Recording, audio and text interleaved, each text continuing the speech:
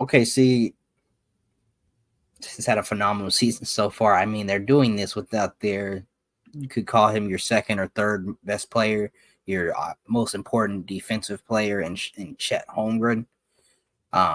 They've just looked dominant. They've looked dominant in just about every game they've played, whether it be against, the top teams supposed to be in the East, top teams in the West. The only thing they really dropped was that in-season tournament, but that doesn't go on their record or whatever. So OKC has looked like a team defensively. We ain't seen nothing like this, really. Where we got guys that can fly around, switch, really put that pressure on you. Most people don't have a defender like, Lou Dort, who's really physical and stuff. But OKC has him, Cason Wallace, Shea when he get in his bag. They have great defenders. JDubb, like great guys, wing defenders that can keep up with just about anybody in the league. So it makes them really easy to switch, fly around. And then, of course, they got their rim protector now in Hartenstein. Like this team, they look dominant. And it looks like they're a juggernaut for real. Did the Knicks and Celtics game, did that change how you feel about OKC?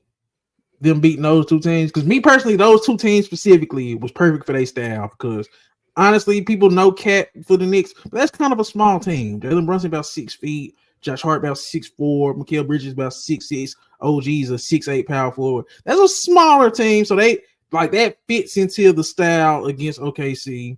Celtics, they're a more perimeter-oriented team. Yeah, you got Porzingis, but they're a perimeter-oriented team. So I feel like those two teams specifically fell into OKC's wheelhouse.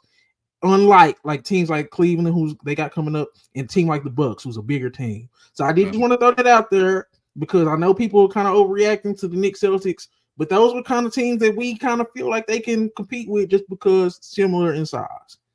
Okay, that is fair. That's a good point. I mean, we've seen, like we said, them against some of the bigger teams. Bucks, they lost. We got Cleveland coming up, and then we've been going back to the playoffs. I know this is a while back, but they lost to the Mavericks because the Mavericks were a big physical team, beat them over the top. Now, I know back then they didn't have Hartenstein, but these problems still could be a problem depending on how it's played out. So, I mean, and even right now, they don't have Chet. And I was just finna say, they just got Jay Will back.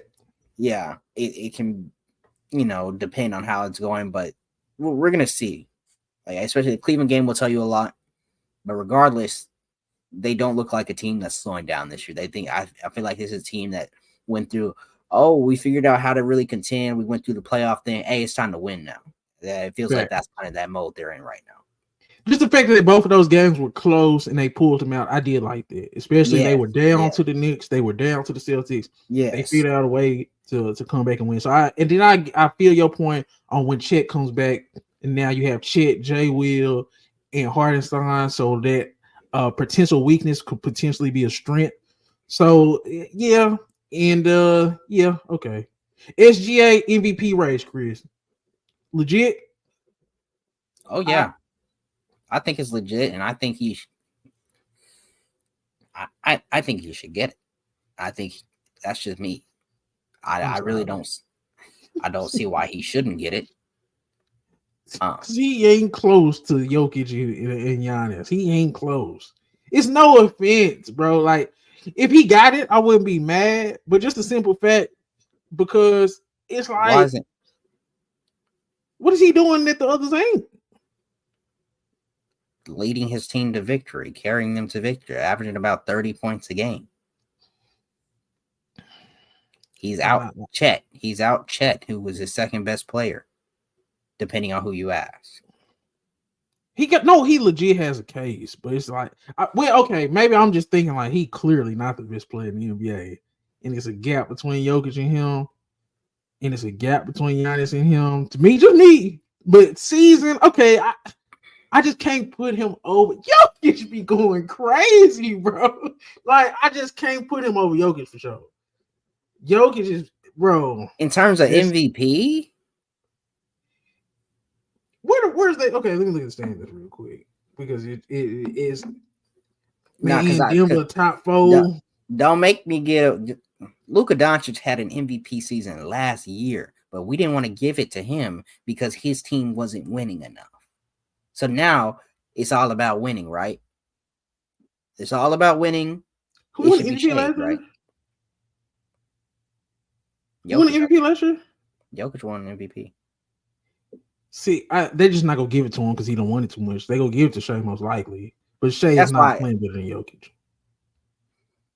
I can see why he would get it over Jokic, but we got to keep it real. He's not really playing better than Giannis. He's not really playing better than Jokic. We seen what Giannis did to him. Let's not even do that. Let's just keep it above because hey, we all know he's better than Tatum. We all know he's better than Jalen Brunson. No offense to those guys. Love him, but we know he should win those matchups. Even if he kills Cleveland, we know he's way better than Donovan Mitchell. Let's just keep it up. But hey, man, you got to start having some of these MVP games against the Giannis's, against the Jokic's, against the Lukas. Those three guys. I need some dominant performances, some key moments against them for just to put them over the top. I get it. I wouldn't mind if he's 1B, but to honestly say he's 1A over Jokic just because of the team success and he's the guy on the team that's been no. Now, if you just tired of voting for Jokic and you don't think Jokic should rack up all these MVPs, if you think Giannis' team just isn't good enough right now, but let's not act like him as an individual is outplaying Jokic and Giannis. He's not. We both been watching enough basketball to know SGA is just not playing better than them. He's at or around their level, but not really. I'm sorry. I love SGA, bro, but Jokic and Giannis is different. Okay, let's look at it. I could be tripping. No, I don't think you're tripping. I don't think you're tripping, but yes, Jokic is on another level. Giannis is on another level. Shea, he's been really good this season. That's all I'm gonna say. He's been in big moments. He's came up big in that second half of that Boston game. The way he came up and had really pushed through to help them win. Like we just seen the way Shavonte is out here doing things. 31, 6 and 6, 52 from the field, 36 from 3, around 90 from the free throw line. SGA, I ain't gonna lie. That's like I said, if he gets it, I'm not gonna be mad, but we gonna know what it is if he win it. His team is the best team, he's the best player on the best team, and Jokic just probably just won too much, and Giannis' team isn't good enough.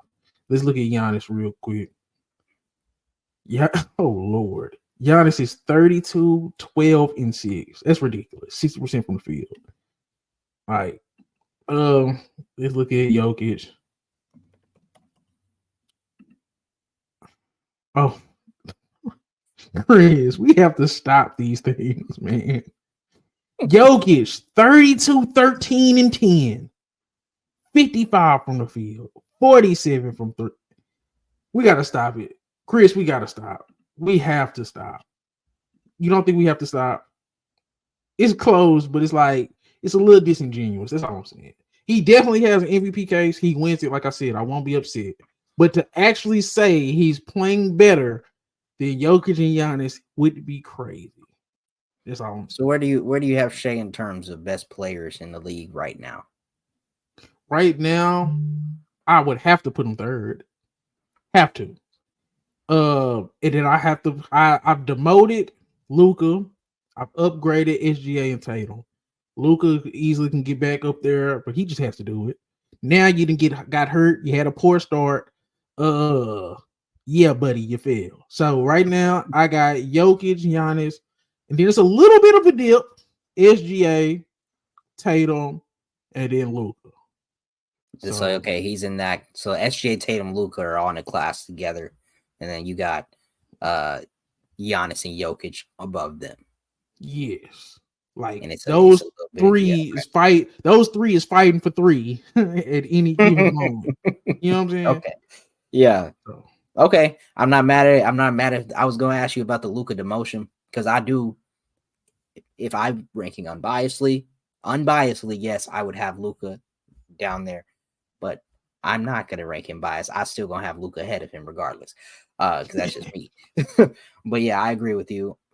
As far as putting Luka down there, just because SGA has been way more consistent on the defensive end as well, and like I think Luka is still going to be a better offensive player, but SGA, the consistency, the defense, almost like how people who like to argue that Tatum is better than Luka, in that aspect, for the same reasons, but except he's a better offensive player than Tatum. I think right now he has the case to be over Luka. So, I wanted to get to JDubb in his regression as a shooter. Now, we done had our talks. I went to bat for JDubb all last year over Chet. I think after came to the light, Chet is better than JDubb. Or they're on an even playing field.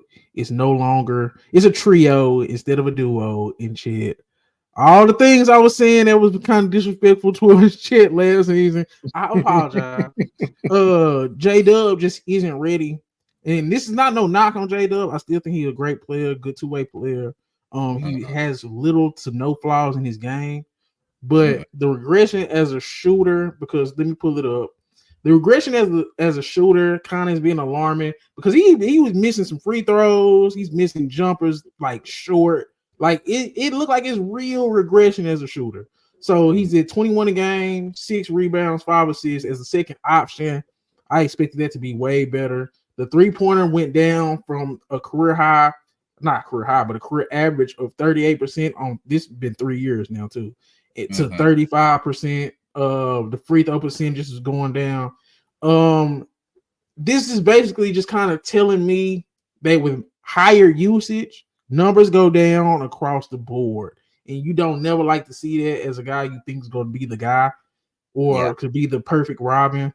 So I'm a little worried about JDubb, even though JDubb had an amazing second half against the Knicks. He just wasn't hitting shots, but he was getting to the free throw line. He was getting to the rim, things of that nature. JDubb's regression as a shooter, JDubb without Chet, has this been alarming to you?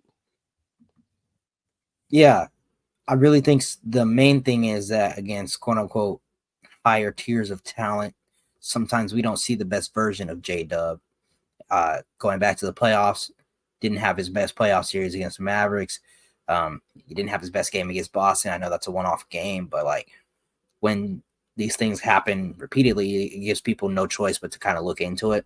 And then putting that on top of having a down shooting year, he doesn't look like the same kind of like playmaker that he used to be. Yeah, it's not, it's a little bit alarming, but I also think it's just, growing pains.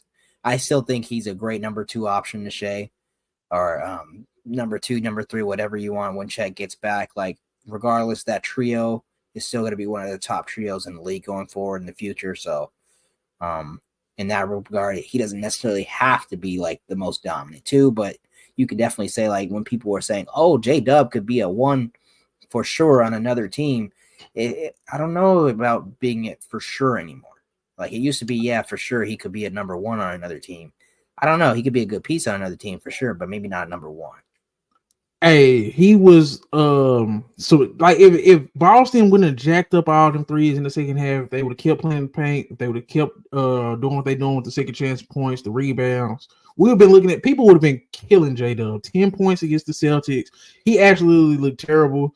I was trying to compare him to Jaylen Brown, but if they didn't squeak out that game, bad, it would have been bad. Look at the last 5 games, but 14 against Memphis, 14 against Minnesota, 18 against the Clippers, 20 against the Knicks, 10 against Boston.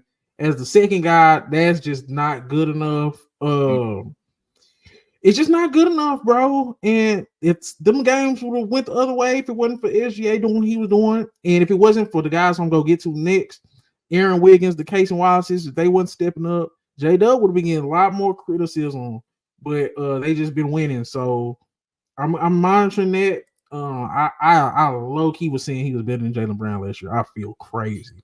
But yeah, man, I did want to get to Aaron Wiggins and Case and Wallace and just the bench in general for OKC, even Kendrick Williams, he had that play where he locked up. I don't know if that was Yeah. he ripped Tatum or Brown. He ripped one of the Jays, and it's Mm-hmm. just like these dudes just have random dudes off the bench just always stepping up.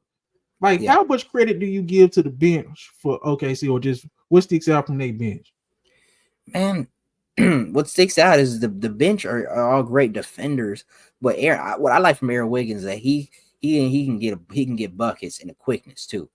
He's a great shooter, but he can also attack and get to the rim at times where he would like to as well. So I love that about Aaron Wiggins. What I like about Casey Wallace, I want to see him develop more as an offensive player, especially when we have some of these guys out. Like, this is now your time to step up and show off your playmaking chops, your 3-point shooting, you get into the basket, things like that. Like, don't be just a catch and shoot guy in the corner. Let's do some more than that. But what I love about Casey Wallace, and I forgot what you put on Bleacher Report about him being the police. Oh my gosh, that ain't never been more true in my life.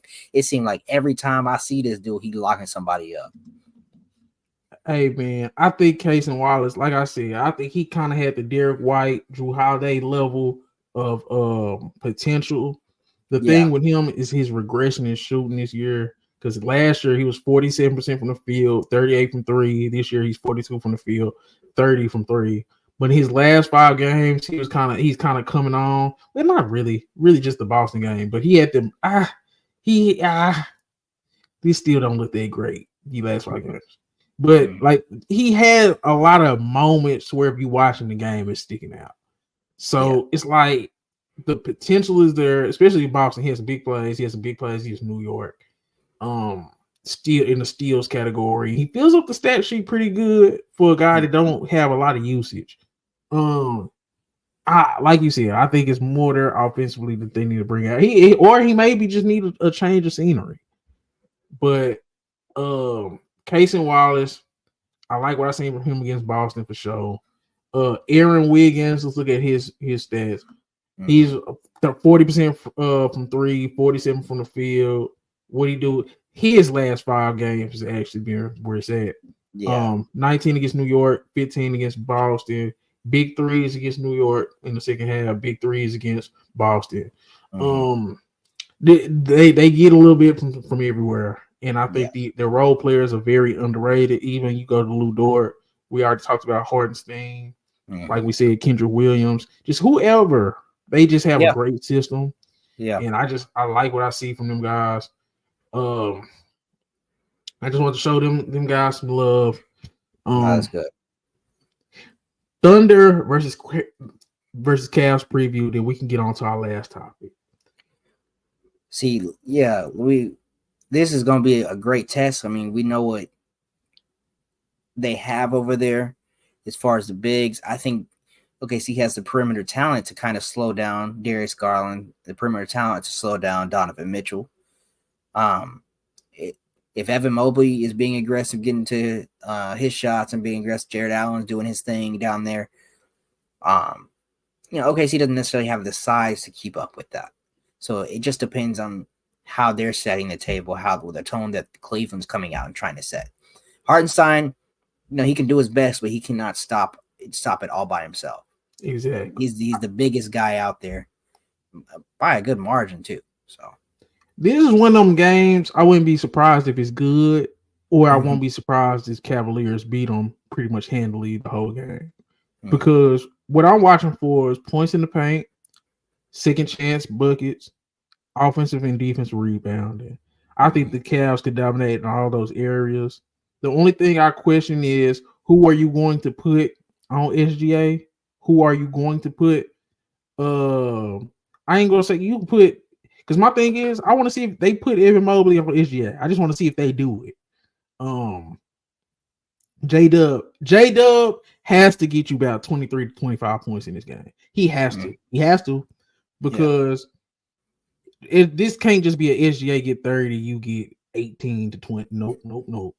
It's too much firepower, because if you look at it, because I'm trying to think, who would the matchup be? You put Lou Dort on Donovan Mitchell, and that means who gets Darius Garland? Either SGA or JDubb. He should be able to do all, like SGA and JDubb is good defenders, but Evan Mobley, I think he could just run amok in this game, points in the paint, get them switches, shoot over the top.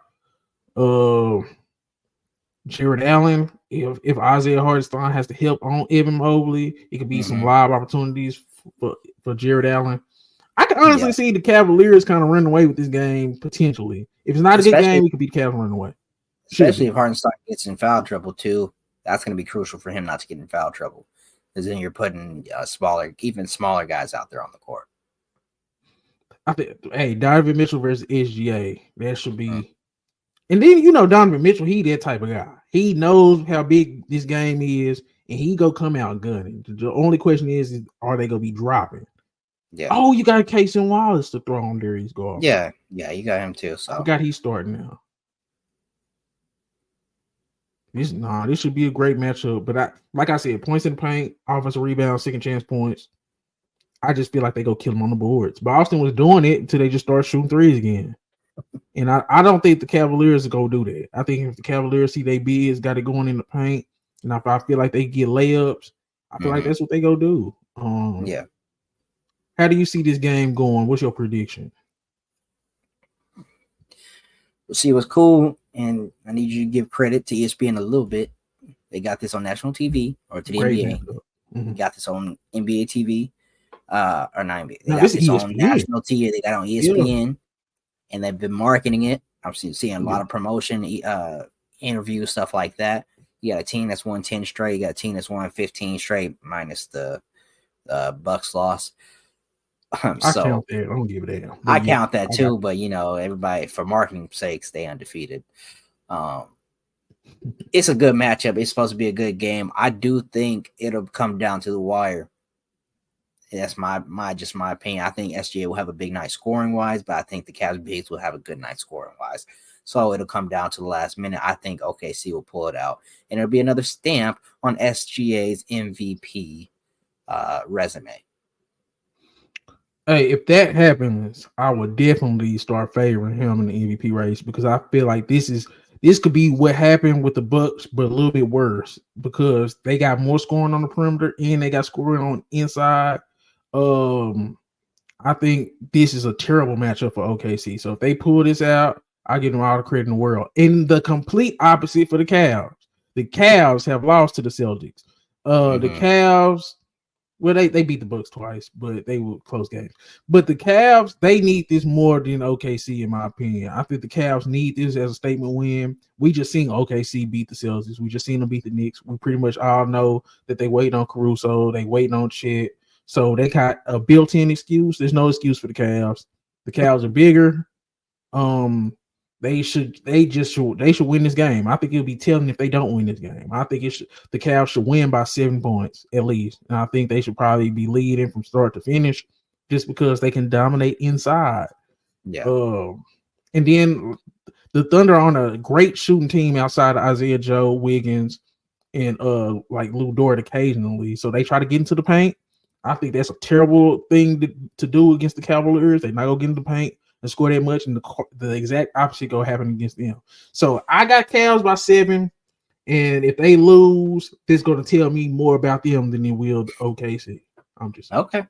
I'll be interested in recapping too when we do that. So we'll see how this turn out. Found some shit I love to do, so I can live comfortable. Searching for a peace of mind, need that when it's time to rhyme. Perfect in every line, any chance I get, and I know it takes time, but I would never quit.